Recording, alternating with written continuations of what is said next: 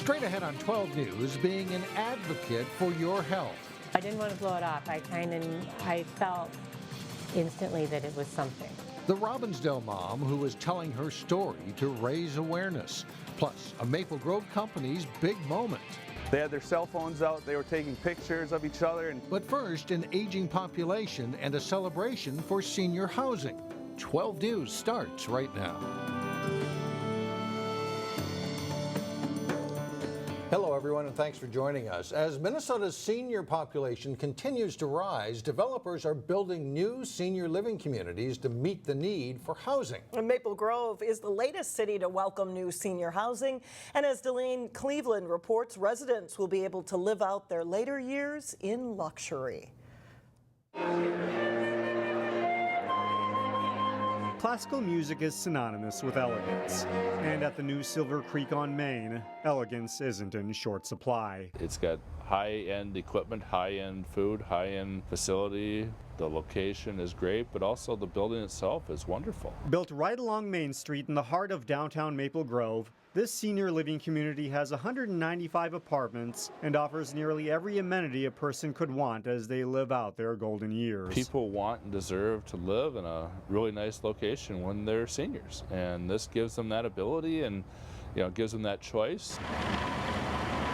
Construction began in the spring of 2014, and more than a year later, a number of people have already made the choice to call SilverCreek home. Today we have 108 apartments occupied with 146 residents that have called this place their new home. Saturday morning, a who's who of people responsible for getting SilverCreek on Main built gathered for a ceremony to officially celebrate its grand opening.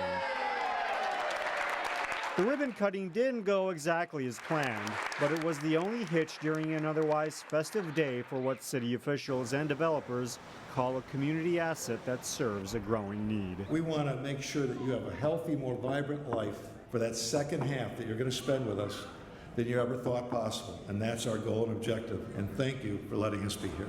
In Maple Grove, Delane Cleveland, 12 News.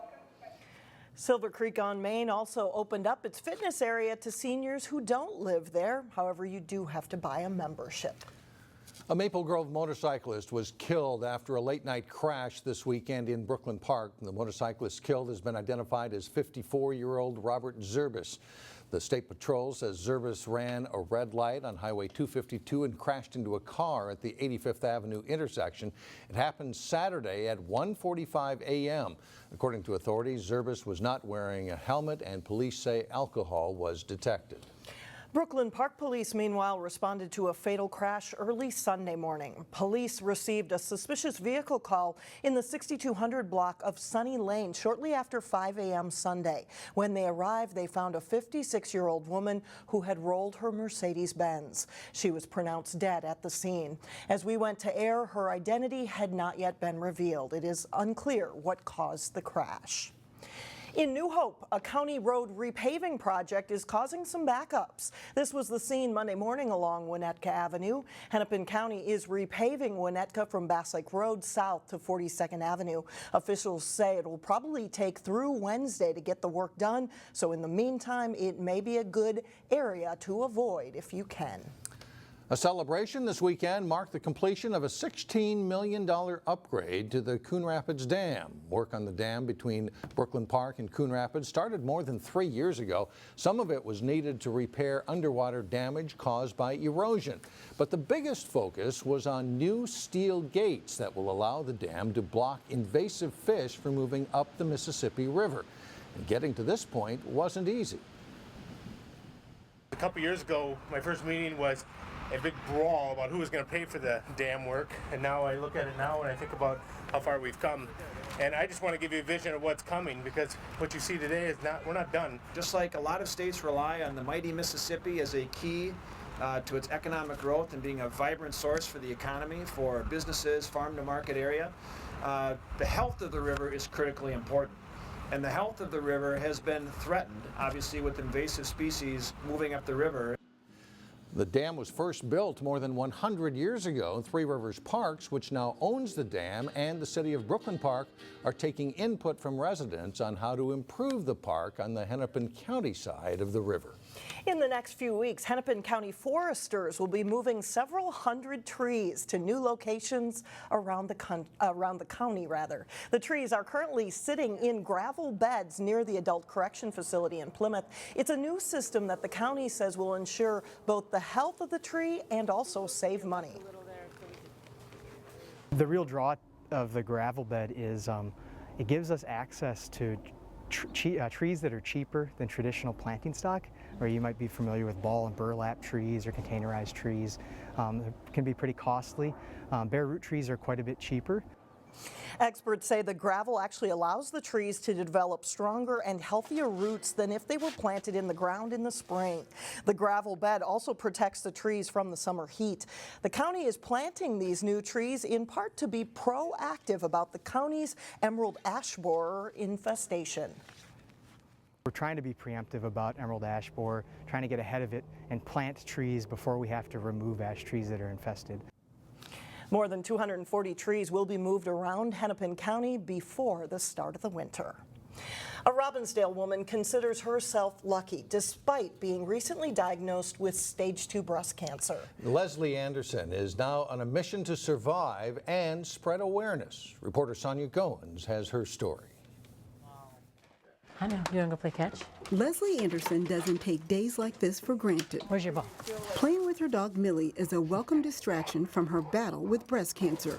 When I first was diagnosed and pretty bummed about it, she wouldn't leave my side. Leslie is 43 years old and had a mammogram earlier this year. I had a mammogram in mid-April.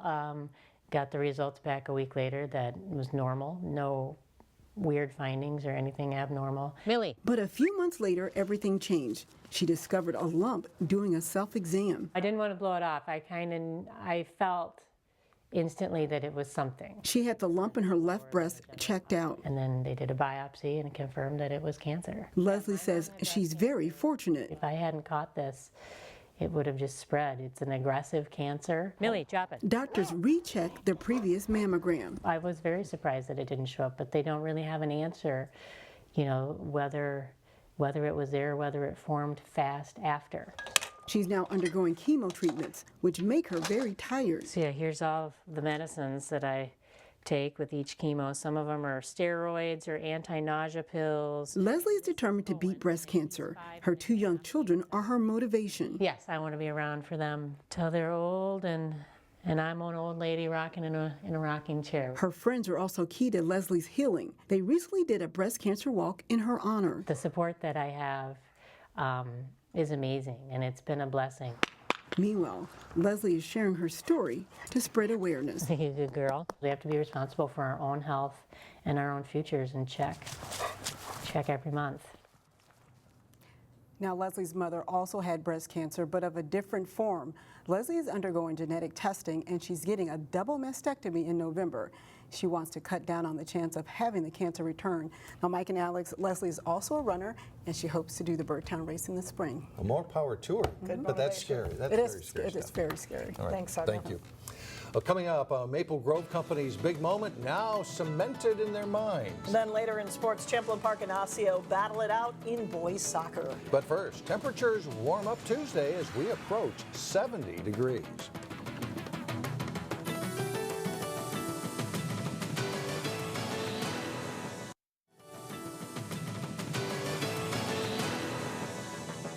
Some good news for a local entrepreneur. Cindy Linus with CEL Public Relations of Plymouth was named 2015 Person of the Year by the Greater Wayzata Area Chamber of Commerce.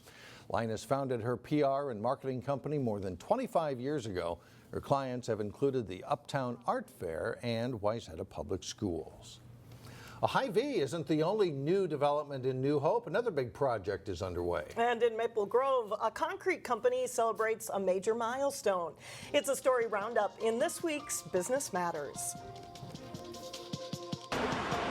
They had their cell phones out. They were taking pictures of each other and sending them to their wives. The anticipation among the crews at Maple Grove-based Wells Concrete is for this moment.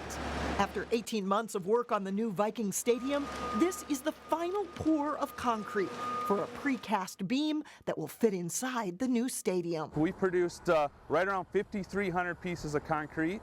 17,100 yards. So that's about a third of the Empire State Building. The concrete pieces, which the stadium seats are bolted to, will continue to be trucked to the stadium until December when the work is finished. But for the 150 workers and staff at the Maple Grove plant and office, this latest stadium project provides a sense of pride. You know, the guys, they were really happy. They were hopeful that we'd get the job. They've been very happy to do the job. Everyone can relate to a football stadium, something that they see every day, every Sunday, or every other Sunday on TV. It's something that they can tell their kids about.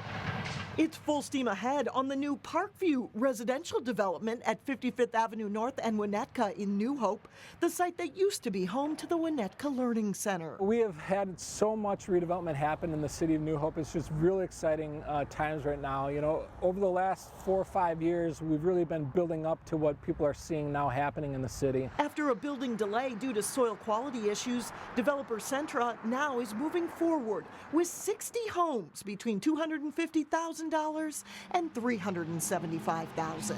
It's offering both traditional single-family homes and detached townhomes.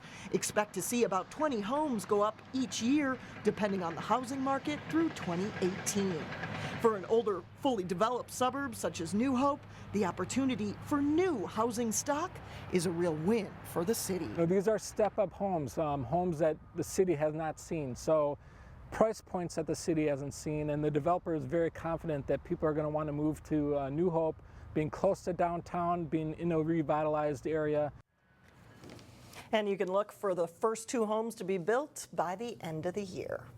Coming up, the big talk around the water cooler today for runners. But first in sports, a Week 7 recap, a football recap, including wins for Champlin Park and Armstrong. John Jacobson has the highlights next.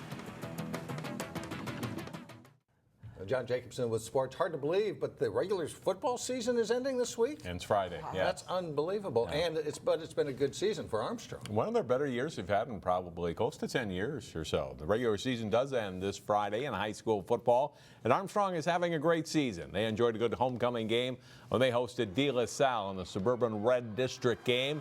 The Falcons get started early in this one. Evan McClellan takes the handoff as a nice seam to run through at his good speed, and he splits the last 2 defenders on the way to a 64-yard touchdown run. The beginning of a big night for McClellan. Later in the first quarter, Amadou Dunbar gets the call. He'll take it up the middle for the touchdown. It's 14-0 Falcons. De La Salle responds. Nick Weber connects with Josh Dolezal over the middle to pull the Islanders within 14-6. But it's all Armstrong from there. Collis Barber throws the swing pass to Isaiah Poster, who gets a block, makes a defender miss. He takes it the distance, 45 yards for a score, and it's 21-6 Armstrong. McClellan will get another big run. The line opens a nice hole, and he is off and running again here. This sprint covers 68 yards. He averages 22 yards a carry on 9 carries. The Falcons roll to a 42-6 win. Champlin Park is looking to close the regular season strong. The Rebels hosted arch rival Anoka for homecoming on Friday. First quarter, Nathan Becker in from 9 yards out for an Anoka touchdown and a 7-0 lead. Champlin Park comes back. Romello Atkins will catch the pass. A great burst of speed here. He'll go 34 yards for a Rebels touchdown. Anoka takes the lead again, but with less than 10 seconds remaining in the first half, Chad Costello to Brandon Oxley. Rebels miss the point after try, and they trail 14-12 at the break. The second half, though, is all Champlin Park. Atkins catches the swing pass, and he'll score again, going in from 8 yards out. It's 18-14 Rebels. Fourth quarter, Costello in from 9 yards out on the keeper for a 31-14 Champlin Park lead. And that's the final score in this one. The Rebels win the annual Battle for the Paddle against Anoka. Local teams fared well in True Team section swimming and diving meets over the weekend. Wayzata wins the Section 5AA True Team meet easily with 1,779.5 points. The Trojans won all but one event. Armstrong finished second. Champlin Park was third. Osseo was fifth. Park Center seventh, and Cooper eighth. Hopkins was runner-up to Edina in the 6AA True Team meet. Royals are followed by Cretan-Durham Hall and Minneapolis Southwest. And Maple Grove prevails in the 8AA meet. They edge St. Michael Albertville. Blaine, St. Cloud Tech, and Rogers finishing 3rd, 4th, and 5th. The state True T meet is this coming Friday. Conference champions will be crowned this week in soccer, and it's a close race for the boys in the Northwest Suburban Conference. Osseo was at home to face Champlin Park on Saturday afternoon. Rebels trying to clear the ball here, but it comes to the Orioles' Drew Anderson, who drills a shot home. And that's a goal 6 minutes and 16 seconds in. Same score late in the first half. The Rebels' Abdul Haji scores on the penalty kick for Champlin Park. And then just 18 seconds later, Jose Duran, a nice pass ahead to Haji. Great touch on the foot and the shot there with his right foot. Gets it in for a goal, and it's 2-1 Rebels. Early in the second half, the Orioles tie it. Jacob Simmons crossing it to Emmanuel Kema for the header goal. And that's all the scoring. This one ends in a 2-2 tie. Big match at Park Center between the league-leading Pirates and Maple Grove. That also ends in a 3-3 tie, 3-3 the final. Pirates and Andover are in a virtual tie for first place in the conference now, just ahead of Anoka.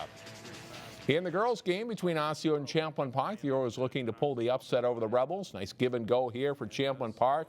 Ari Pagmani is tripped in the penalty area, and that leads to a penalty kick. Pagmani buries the chance, and the Rebels have a 1-0 halftime lead. Osseo goalkeeper Sam Breck makes some nice saves, including this one in the second half on a penalty kick. And Champlin Park wins 1-0. The Armstrong girls clinch at least a share of the Northwest Suburban title. The Falcons beat Andover 2-0. Armstrong is 10-1 in conference games, entering this week with 2 games left, 2 games ahead of Andover and Maple Grove. And that's a look at sports for today. All right, thanks, John. We'll be right back. Finally, a lot of water cooler talk today that revolves around sore muscles. That's right. It was a glorious morning, Sunday morning, for a run, and Channel 12 employee Chris O'Connor provided us with these photos. When the first horn sounded, temperatures were in the 40s, just perfect for running. And when all was said and done, we had 6 Channel 12 employees cross the finish line at the Twin Cities 10-mile Media Challenge. The team included Dave Kaiser, Beth Anderson, and Chris O'Connor there on the right. Chris joked his knee was exploding by mile 6. Reporters Sonia Goins and Shannon Slatton and producer Corey Bork also completed the 10-mile race. And a special congratulations, of course, to all our local marathoners. We know many of you out there completed all 26.2 miles. Impressive. None of us. None of us did. We didn't do it. We didn't do anything of the sort. A lot of sore muscles, but big smiles, Yes, too. exactly. A lot of hard work out there. That does it for us. Thanks for joining us. We'll see you tomorrow.